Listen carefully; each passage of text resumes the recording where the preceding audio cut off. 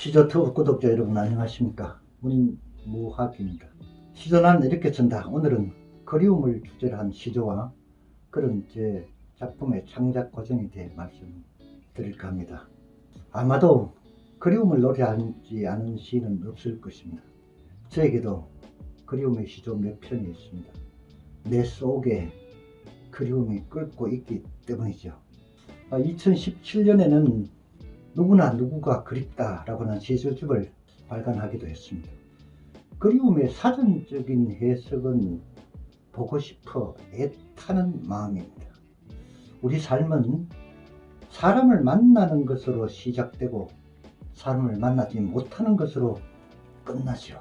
실제로 그 사람 사례에서 만났던 사람 중에 다시 만나고 싶은 사람, 다시 보고 싶은 사람이 그리운 사람이 되지 않겠습니까?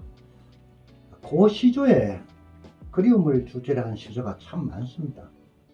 영문학자이면서 수필가인 피천득 선생이 그 정신의 애틋함은 말할 것도 없거니와 그 수법이야말로 셰익스피어 소네트 154수 중에도 이에 따를 만한 것은 하나도 없다고 극찬한 황진이의 동짓달 기나긴 밤을 비롯해서 조선 기녀들의 작품은 차라리 제쳐두고 비교적 덜 알려진 작품으로 예를 들어 보겠습니다.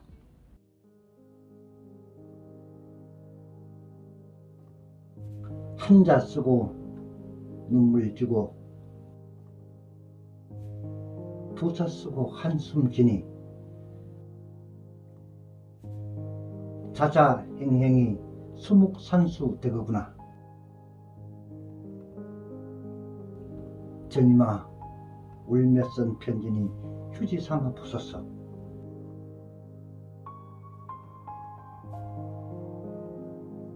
이런 무명시의 작품이 있습니다. 얼마나 그리우면 한자 쓰고 눈물 주고 두자 쓰고 한숨을 쉬겠습니까? 그렇게 편지를 쓰니까 눈물이 떨어져서 글자가 먹물이 번져가지고 수묵산수화가 되어버린 것입니다. 그렇지만 님이여 울면서 쓴 편지라 그러니까 그걸 휴지 삼아라도 꼭 좀 보아달라, 뭐 그런 애원입니다. 이런 편지의 글씨는 글자보다 눈물 자국이 더 선명했을 것입니다. 이런 편지를 보낸 사람의 그림이야 말할 것도 없지만 편지를 받는 사람도 얼마나 가슴이 먹먹했겠습니까? 참으로 그리움이 절절합니다. 이런 편지를 받아보고 싶다는 바람은 그냥 바람으로 불고 가는 것이겠지요. 한 편만 더 볼까요?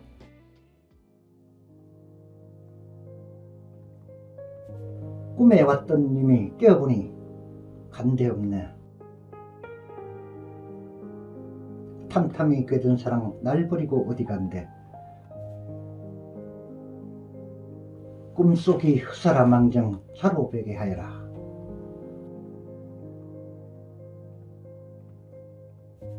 조선 말의 가객 박효관이 쓴 작품입니다. 참으로 많이 그리워하니까 꿈에 님이 나타났습니다. 그런데 잠을 깨보니 님은 없었습니다. 참으로 사랑했던 님이 날 버리고 그 어디 갔단 말인가. 그러니까 꿈속에 오는 것이 헛일이 된다고 하더라도 자주 왔으면 참 좋겠다, 뭐 이런 심정을 읊은 것이죠. 이 작품 또한 그리움이 절절합니다. 저는 우체국을 지나면 그리워지는 사람이 있습니다. 그렇게 그리운 그 사람이 누구냐고 묻지 마십시오. 정말 궁금하시면 말이죠. 그럴 리도 없겠지만 저한테 묻지 마시고 스스로 이렇게 내가 그리워한 사람은 누구인가 한번 물어보십시오. 그래가 대답하게 될 바로 그런 사람입니다. 창작 연도를 정확하게 기억할 수는 없는데 아마 2000년대 초가 아닐까 생각이 됩니다. 당시 제가 한국방송통신대학 대구 경북지역 학습관에 강의를 하러 다녔습니다. 그 길목에 우체국이 있습니다. 그 우체국을 지날 때마다 그리운 사람이 생각났던 것입니다. 그래서 어느 가을날 차를 버리고 우체국 앞을 서성이면서 이 작품을 중얼중얼 입으로 쓰게 되었습니다.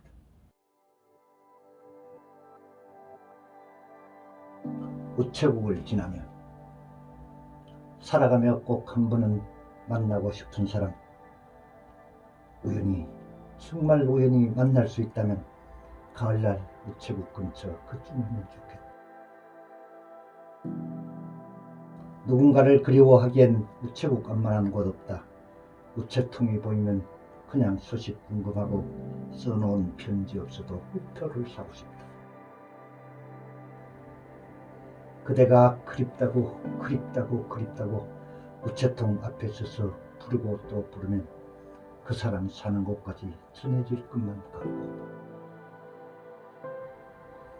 길 건너 빌딩 앞 플라타나스 이파리는 언젠가 내게로 왔던 행운 엽서 한 장, 그 사연 먼 길 돌아와 발끝에 버석거린다. 물 닫은 가로수 이파리처럼 나 세상에 붙어 찬바람에 간당대며 매달려 있지만 그래도 그리움 없이야 의 살 수 있으랴.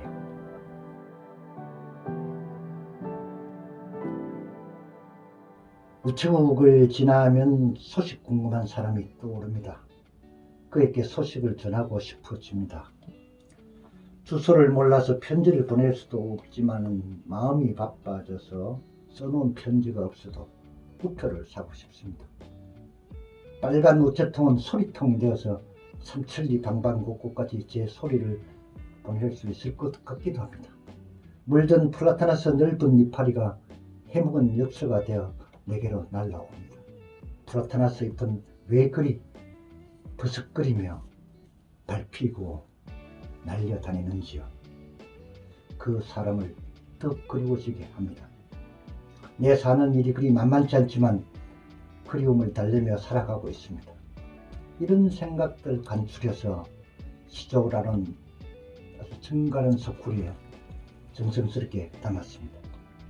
읽으면 그냥 다 이해되는 작품입니다. 그랬을까요? 이 작품이 많이 낭송되었습니다.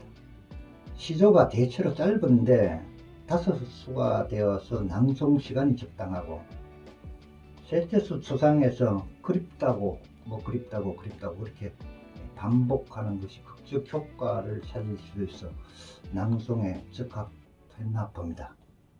조선일보 가슴미로 읽는 시조에서 정수자 시인은 가을에 편지를 하겠어요 내면 그리운 사람이 더 그리워지는 계절, 우체국 근처에 가면 편지와 그리운 사람이 절로 떠오른다. 그냥 우표를 사고 싶어진다. 그렇게 그리던 사람을 가을날 우체국 근처에서 만난다면 숱한 헤맴과 기다림이 뭐에 아까우랴. 단풍 곱던 플라타나스 이파리가 발끝대와 버석거리면 그 길을 오가던 옛사람과 마주칠 것만 같다. 다시 서로 먼 길을 떠난다 해도 이성의 길목에서 그리운 사람을 다만 한 번이라도 만나면 오죽 좋으랴 이 가을날, 이렇게 해설을 했습니다. 2021년 나태주 시인이 엮은 시가 인생을 가르쳐준다라고 하는 시선집이 있습니다. 그 선집에 이 작품이 실렸습니다. 이 책에 모두 125편의 작품이 실렸는데 주로 시가 실렸고, 시조는 이병기의 비, 조호인의 아득한 성자, 김상옥의 봉선화, 이호구의 달밤, 정환영의 뿐내 살구나무, 그리고 제 우체국을 지나며 이 6편이 실렸습니다. 4부로 나누어서 실었는데 2부의 그 부제목이 살아가며 꼭 한 번은 만나고 싶은 사람이라는 제 작품의 첫수 초장이었습니다. 이 작품을 나태주 시인은 시조는 우리의 전통적인 정형시, 자칫하면 구투에 머물 수 있고 글자 수를 맞추는 시이기 때문에 그 언어의 발길이 어색하기 쉽다. 소재 또한 예술한 것에 제한적일 수가 있겠다. 그런 시조시를 읽다가 가끔은 활달한 시조 한 편을 만나면 기쁨은 배가 된다. 이 시가 바로 그렇다. 현대적인 소재, 오늘날의 삶을 실감으로 표현하고 있으며 말의 행보 또한 자연스럽고 시원스럽다. 시 낭송가들을 만나 이야기할 때 즐겨 시조시를 낭송한다는 말을 들을 때가 있다. 누구의 어떤 시조냐 묻는 대답에 해답으로 나온 시가 번번이 이 시조였다. 나 또한 소리내어 읽어보니 그건 그럴만하다 싶었다. 이렇게 썼습니다. 이 작품은 그 낭송 외에도 새 작품이 되어 전시되기도 하고 작곡되기도 했습니다. 울산의 박재광, 대구의 김보미 선생이 작곡해서 시노래로 또 가곡으로 불려지고 있습니다. 저는 공연되는 문학작품을 책을 써 나온 문학이라고 부릅니다. 우리의 현대 가곡이 시조에 곡을 붙여 불리는 것이 많은데 이런 사실을 모르는 사람들이 적지 않습니다. 이병재의 별, 이현상의 봄소녀 등 명곡이 얼마나 많습니까? 한 편의 시조가 다양한 방법으로 이용되는 것을 문화 콘텐츠 용어로 OSMU, One Source Multi-Use라고 합니다.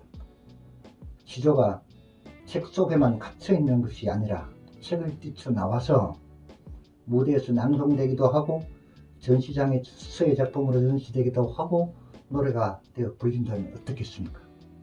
이런 방법들로 시조가 독자를 찾아가는 길을 모색해도 좋겠다, 그런 생각이 듭니다. 그리움을 읊은 제 시조 한 편 더 보겠습니다. 누구나 다 가진 감정으로 쓴 작품입니다. 우리 어머니는 36 젊은 나이에 혼자 되셔서 형과 누나 그리고 막내인 저를 키우셨습니다. 어머니께서 평생 읽으시던 고향 선산 흙에다 심고 산을 내려오면서 생각했습니다. 명색이 시조 시인인 아들이 시조 한 편 남기지 않으면 이건 불효하는 것이다. 그런 생각이 들어서 참으로 고려하면서 이 작품을 썼습니다.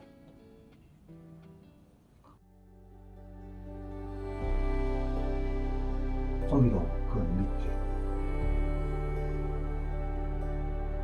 한평생 흙 읽으며 사셨던 어머니, 계절의 측장을 땀 묻혀 넘기면서 호미로 밑줄을 긋고 한편 꾹꾹 찍으셨다.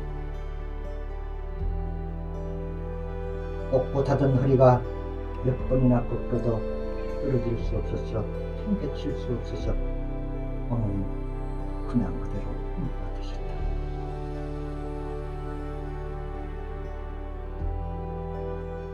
어머니의 삶을 제가 돌아보니 그렇더군요. 어머니께서는 평생 흙 읽으며 사셨습니다. 어머니가 잠시도 호미를 놓지 못하고 건사해야 했던 밭은 우리 어머니의 책이었습니다. 봄이면 씨앗 뿌리고 여름이면 잡초를 뽑고 가을에 거두어 들이며 책 잡는 길을 그렇게 계절을 넘겼습니다. 어머니는 책 읽으며 밑줄 긋듯이 밭이랑을 걷고 흙이 고랑으로 흘러내리지 말라고 방점을 듣듯이 꾹꾹 눌렀습니다. 그렇게 사셨으니까 허리가 꼿꼿할 수가 있었겠습니까? 허리가 꼬부라진다고 호미를 버릴 수가 있었겠습니까? 그런 삶이 우리 어머니 몫이었습니다. 만년에 우리 어머니 모습은 허리가 많이 굽어서 호미를 닮아 있었습니다. 어머니는 그렇게 사셨습니다. 어머니의 삶과 어머니에 대한 그리움을 표현하려 했지만 근처에도 못 간 것 같습니다. 어머니 그리운 것 그야말로 반의 반도 표현하지 못했습니다. 우리 어머니가 허리 굽도록 흙을 읽은 만큼 나는 그만큼 시조를 읽지도 쓰지도 않았나 봅니다.